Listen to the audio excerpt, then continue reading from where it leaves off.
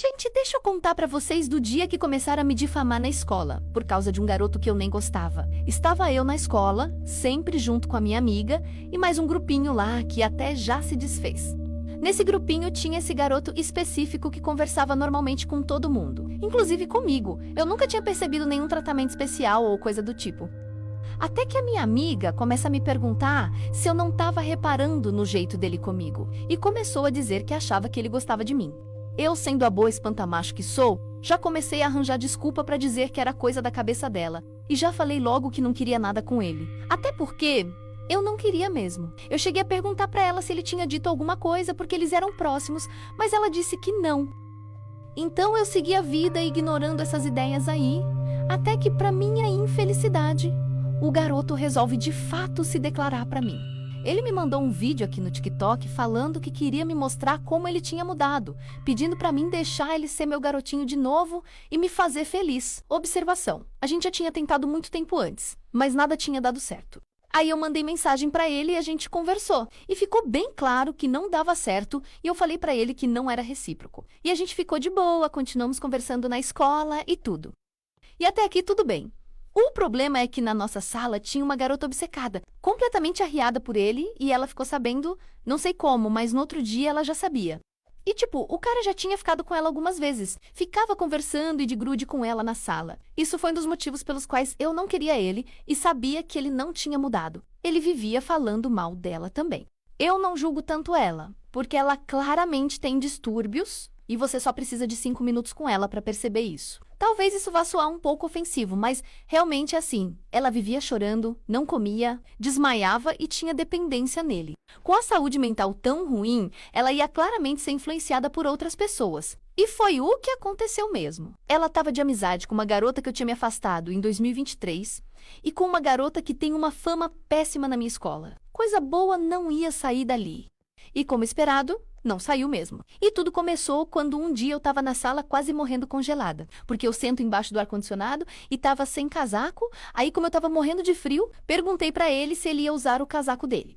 Ele disse que não e me entregou o casaco para ver se eu não morria com uma hipotermia ali. Nisso elas já ficaram de olho. Aí o dia foi passando e no horário do almoço eu me sentei com ele de boa para comer, até porque não era só nós dois, tinha todo um grupinho lá. Mas a coisa fica ruim mesmo é no final da aula.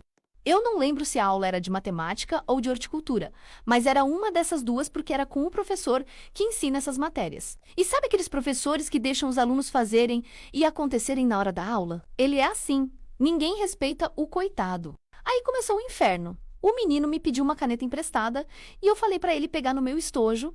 Aí ele pegou uma que estava sem tinta. E quando eu fui avisar, pelo que eu lembro, uma delas me imitou com uma voz bem forçada. Eu só fiquei olhando para minha amiga com cara de bunda, porque a gente já tinha percebido há um tempinho o que estava acontecendo. Depois disso, elas começaram a gritar bem alto aquela música ridícula.